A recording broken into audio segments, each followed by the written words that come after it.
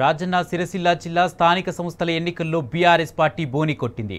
కోనరావుపేట మండలం కమ్మర్పేట తండా sarpanch ఏకగ్రీవమైంది.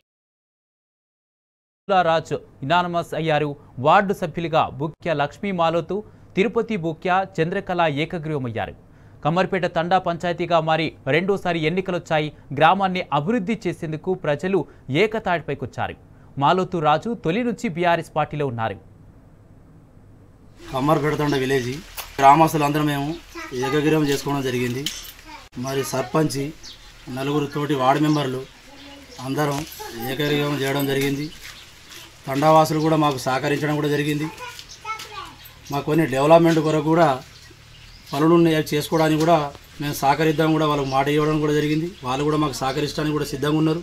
Bukya Lakshmi first ward, second ward మాలో లక్ష్మి, మూడో వార్డు మాలో తిరుపతి, నాలుగో వార్డు బుక్య చంద్రకళ, వీళ్ళు నలుగురిని తోటి పాటు సర్పంచ్ గారు కూడా ఏకగ్రీవం చేసుకోవడం జరిగింది. మాది బీఆర్ఎస్ పార్టీ. గతంలో నుంచి ఈ పార్టీ స్థాపన నుంచి కూడా మేము బీఆర్ఎస్ పార్టీలో ఉన్నాం. ఇంతకుముందు నేను ఉప సర్పంచ్ చేసిన, మళ్ళీ మా మేడం గారికి సర్పంచ్గా ఎన్నుకోవడం జరిగింది బీఆర్ఎస్ పార్టీ ద్వారానే. ఇప్పుడైతే ఉండేది మాత్రం బీఆర్ఎస్ పార్టీ ద్వారానే. అందరికీ ధన్యవాదాలు.